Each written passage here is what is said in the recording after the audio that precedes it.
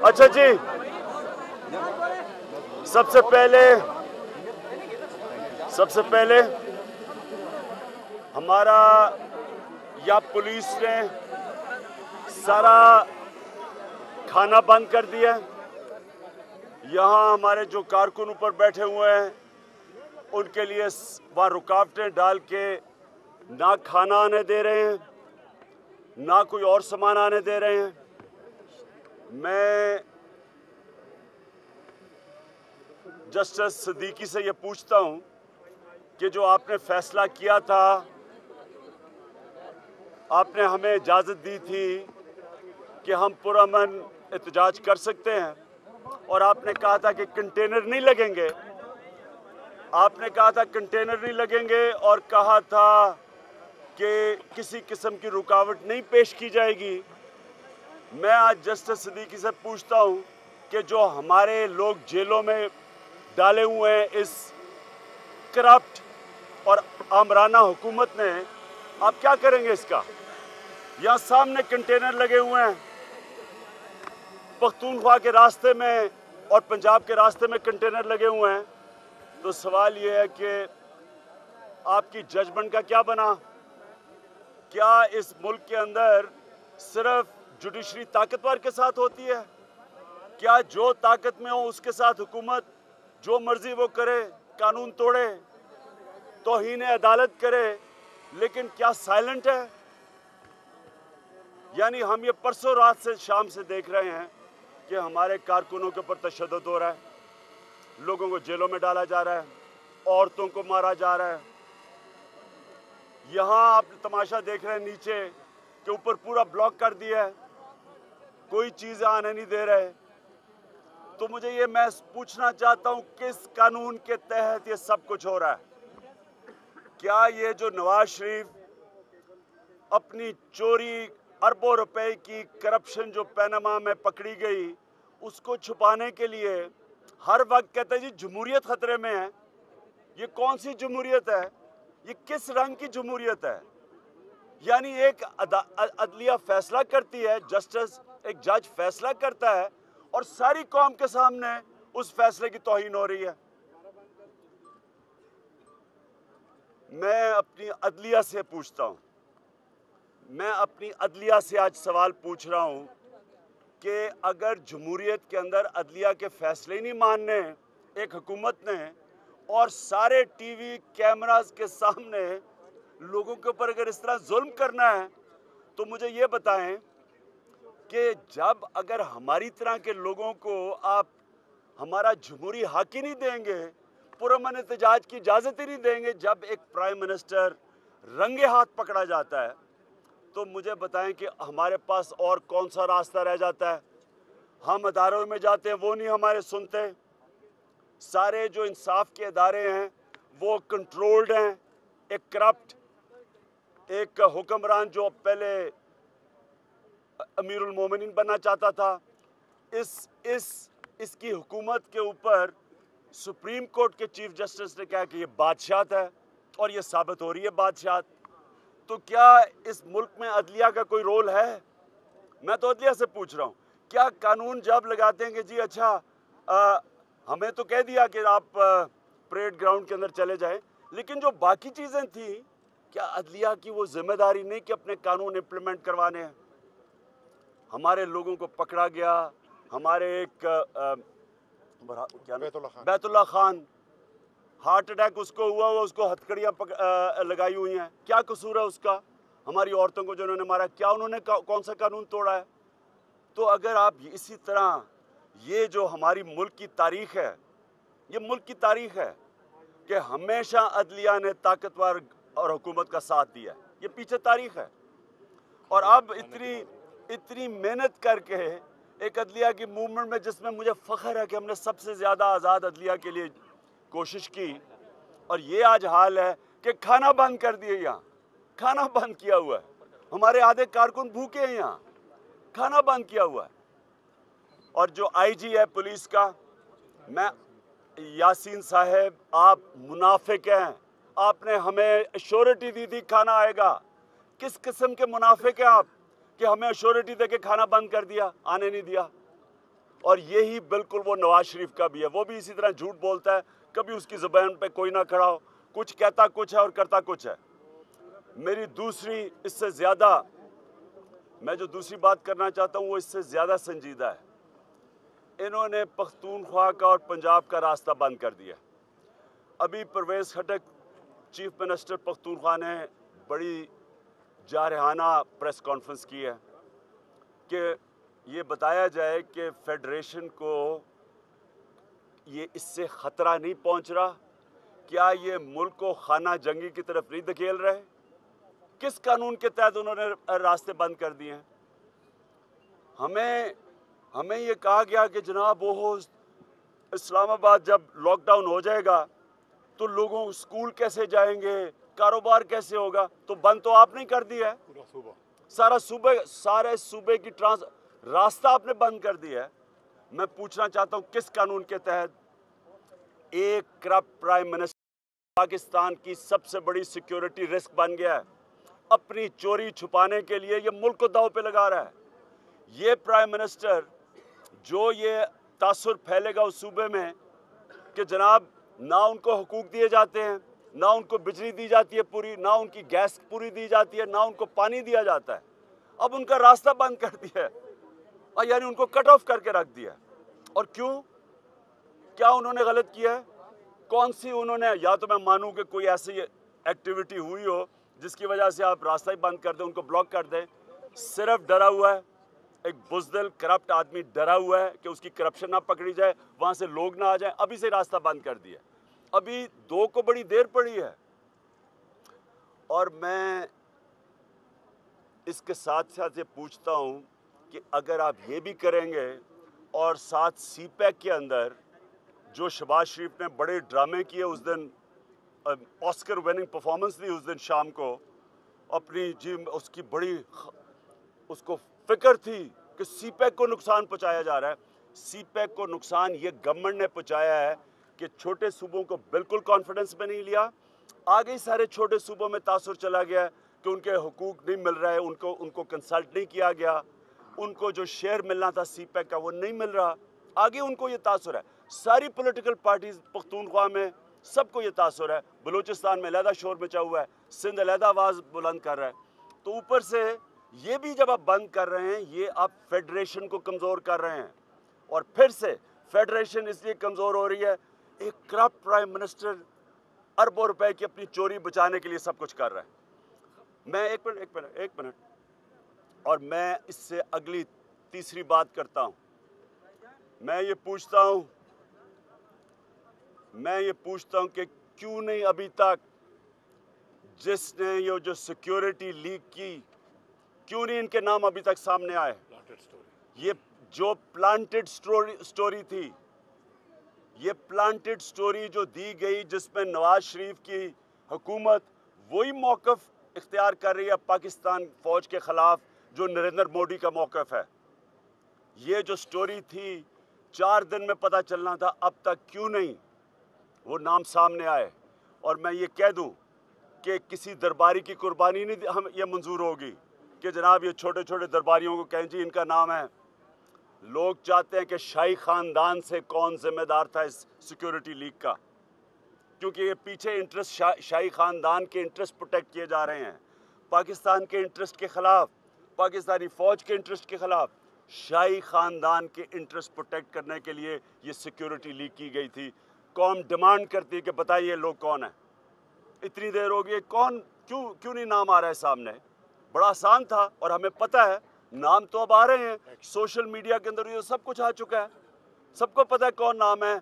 क्या इसलिए कि शाही ख़ानदान के नाम है इसलिए सामने नहीं आ रहा? सारी कौम डिमांड कर रही है कि इसको पर एक्शन लिया जाए और ये कोई हम भूलेंगे नहीं। कौम डिमांड इसलिए करती है कि सबको पता है कि इस वक्त सिर्फ और सिर्फ नवाज शरीफ की एक कंसर्न है बस। कोई पाकिस्तान का कंसर्न नहीं है। कंसर्न सिर्फ ये है कि किसी ना किसी तरह पैनमा के ऊपर से नज़र उठ जाए जिधर अरबों रुपए की चोरी पकड़ी गई है, ताकि ये बाहर सुरखरू हो जाए कि वो वही ज़ुबान बोले जो नरेंद्र मोदी बोल रहा है और जो कि स्टेट डिपार्टमेंट ने पाकिस्तानी फ़ौज के ख़िलाफ़ बोली है ये इसलिए कर रहा है कि ये इंडो इजरायली लॉबी को अपने साथ मिलाने की कोशिश कर रहा है, फौज पे प्रेशर डाल रहा है कि जी ये जो आप सिक्योरिटी लीक से जो उनको नुकसान पहुंचा है, बस वो किसी तरह उसके ऊपर ना अपनी आवाज बंद कर। जी ये बताइएगा कि आपकी कानूनी मुशावरत मुकम्मल हो चुकी है, 31 तारीख को आप अदालत के सामने जा रहे हैं और वहाँ पर आप ये मौक़िफ़ अपनाएंगे जो खाना रोका जा रहा है और कारकुनों को जो ज़दोखौफ और गिरफ्तार किया जा रहा है? बिल्कुल करेंगे, लेकिन मैं ये चाहता हूँ कि अदालत सो मोटो एक्शन ले। देखें, जब आप अपनी जजमेंट्स, अपनी जो ऑर्डर्स है इम्प्लीमेंट नहीं करवा सकती अदालत, तो फिर बताएं कि ये क्या, उसकी क्या अहमियत रह गई। कि वाज़े तौर पे उन्होंने कहा था अदालत ने कि जनाब आप उन्होंने हमें कहीं नहीं रोका था, उन्होंने कहा कंटेनर नहीं लगेंगे, पकड़ दकड़ नहीं होगी। मैं ये पूछता हूँ किस कानून के तहत ये आप ऊपर आ रहे हैं, देख रहे हैं तमाशा, वो जो खड़ी हुई है पुलिस, इन्होंने हमारे कारकुनों को पकड़ के जेल में डाला, इन्होंने लोगों को मारा, इन्होंने तशद्दुद किया लोगों के ऊपर। किस कानून के तहत कर रहे हैं? और ये मैं फिर आखिरी बात मैं ये कहना चाहता हूँ, मैं आपको सारों, क्योंकि मैं मुशर्रफ की आमरीत की सबसे ज़्यादा मुखालफत की, मुझे उसने जेल में डाला, बाकियों को उसने जेल में नहीं डाला, बाकी लीडर्स को उसने हाउस अरेस्ट किया। मैं आपको दावे से कहता हूँ कि मुशर्रफ की आमरीत इतनी खौफनाक नहीं थी जो इसकी, जो जिस नवाज शरीफ जिसको कहता है, जिसको एक 4 दिन का बच्चा जो कि वहाँ पे इतनी खैलिंग की गई, उस बच्चे की जो है वो जान चली गई और रास्ते बाद में वो बच्चा जो है हॉस्पिटल में नहीं पहुँच सका। इस हवाले से क्या कहेंगे, उसकी मौत का जिम्मेदार आप किसको ठहराते हैं? उसकी मौत का जिम्मेदार वो जो छोटा बच्चा था, उसकी मौत का जिम्मेदार है जिन्होंने गैर कानूनी तौर पे सारे वो कंटेनर लगाए, उन्होंने शेलिंग की, वो जिम्मेदार हैं इसके। हमारा तो हक है। एक मिनट, मुझे ये बताएं कि नवाज शरीफ अभी कोहाट जलसा करके आया, आज और कहीं जलसा कर रहा था, उसको क्यों इजाजत है? दिफाए पाकिस्तान उन्होंने, उनके लिए 144 नहीं था, हमें शेलिंग पकड़ के लोग ले गए, वहां से कंटेनर लगा दिए। तो कौन जिम्मेदार है इसका? खान साहब नवाज शरीफ जी बारी आपके ख्याल में ये 2 दिन पहले जो वफद मिला, ISPR ने भी वफद का लफ्ज़ इस्तेमाल किया, उसकी कुछ इन्फॉर्मेशन है कि उधर क्या हुआ और क्या पैगामात इनको दिए गए और क्या? मेरे पास कोई इन्फॉर्मेशन, मेरे पास कोई मेरे पास कोई इन्फॉर्मेशन नहीं है। मुझे तो इतना पता है कि 4 दिन में ये तफ्तीश कंप्लीट होनी थी।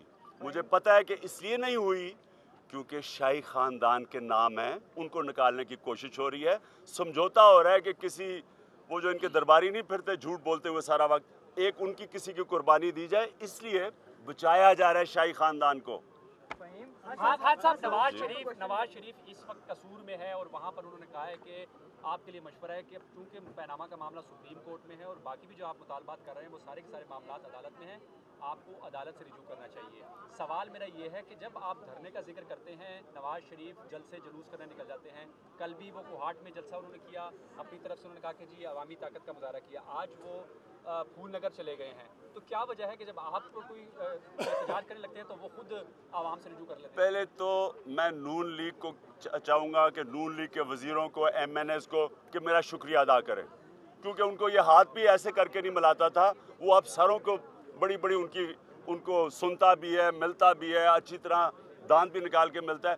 पहले तो नून लीग मेरा शुक्रिया अदा करें, फिर मौलाना फजल रहमान मेरा शुक्रिया अदा करें क्योंकि उसको उसने नहीं पूछना था, वो भी आजकल बड़ी अहमियत में है।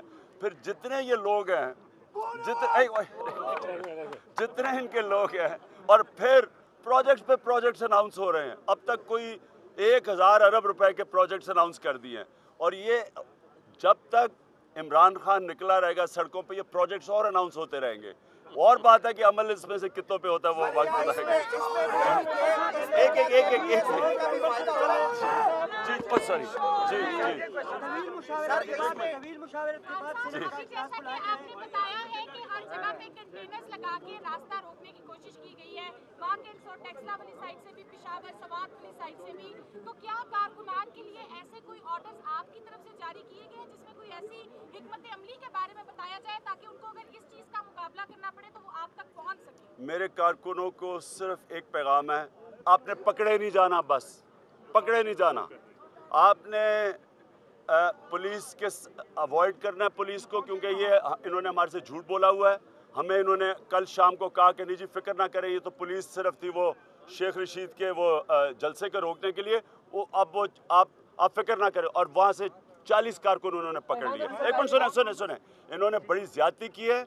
आईजी पुलिस को मैं खास कहना चाहता हूँ कि आईजी ये याद रखना, ये नवाज शरीफ तो जा रहा है, ये बचता नहीं है, इसने नहीं बचना, ये दोनों भाइयों ने नहीं बचना। तो तुम्हारी बात में शामत आएगी, ये तुम गैर कानूनी काम कर रहे हो, ये तुम कानून तोड़ रहे हो। पाकिस्तान का हाई कोर्ट का ऑर्डर है जो तुम वायलेट कर रहे हो। आपको भी नहीं हम छोड़ेंगे। जिन जिन लोगों ने हमारे लोगों पर तशद्दुद किया, हम सारों की लिस्टें बना रहे हैं, इनको भी किसी को नहीं छोड़ेंगे। एक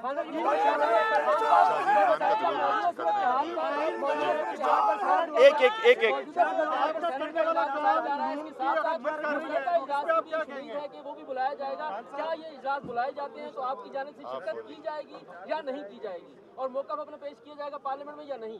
कि एक मिनट, पार्लियामेंट मजाक बन गई है। पार्लियामेंट के अंदर मैं अब आपको क्या बताऊं, एक तरफ नवाज शरीफ है, दूसरी तरफ डबल शाह है, दोनों एक ही हैं, उनमें फर्क ही कोई नहीं है। इस पार्लियामेंट का फायदा मुझे बताएं है क्या कि 6 साल से देखिए बरतानिया की पार्लियामेंट सुने, जो कि एम्पावर्ड पार्लियामेंट होती है, 4 दिन के अंदर डेविड कैमरॉन को जवाब देना पड़ा पार्लियामेंट को। यहाँ 7 महीने हो गए हैं, टीओआर की गेम खेल रहे हैं, ना इनको कोई इंटरेस्ट था, लंबा खींचते जा रहे थे, पता था कि लोग भूल जाएंगे। ऐसी पार्लियामेंट को पाकिस्तान की जरूरत नहीं है। पार्लियामेंट बनाएं, एम्पावर्ड पार्लियामेंट बनाएं, पार्लियामेंट वो बनाएं जिसको अवाम को कॉन्फिडेंस हो, जिसके ऊपर। ये पार्लियामेंट कैसी है कि अभी तक एक प्राइम मिनिस्टर दंदराता फिर रहा है और जो ऑपोजिशन लीडर है वो उसके साथ मिला हुआ है और ड्रामे कर रहा है। पहले इन्होंने लॉकडाउन कर दिया है, गवर्नमेंट ने आपका फार्मूला एग्जीक्यूट कर दिया है, इसके बारे में आप क्या कहेंगे? हाँ, अच्छा, हमें ये कहा था कि लॉकडाउन से लोगों को मुश्किलें पड़ेंगी। अब ये हमारा लॉकडाउन है जो लोगों को मुश्किलें पड़ रही हैं। और हमारा लॉकडाउन क्या था? मैं आज भी दावा करता हूं कि इंशाल्लाह 10 लाख लोग आएंगे 2 तारीख को। अब जब 10 लाख लोग आते हैं तो जाहिर है कि वहाँ एक्टिविटी खत्म हो जाती है शहर में। इन्होंने उससे पहले ही लॉकडाउन करके रख दिया। अब मुझे बताएं, अब कौन से वज़ीर-ए-आज़म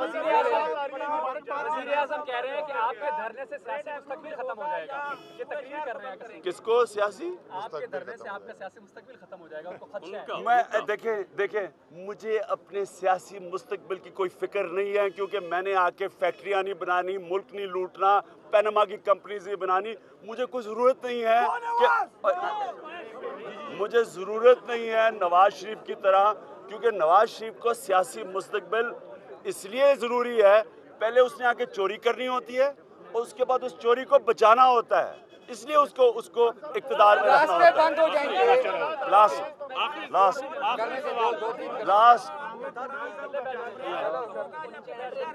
हाँ, देखें जी, एक मिनट, आप मुझे ये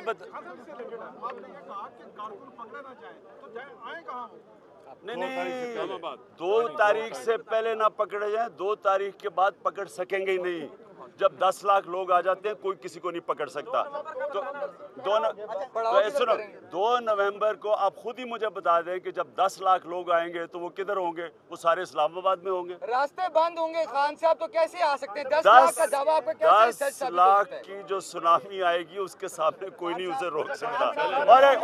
और सुनामी का रास्ता बता दें। चारों तरफ से सुनामी आएगी।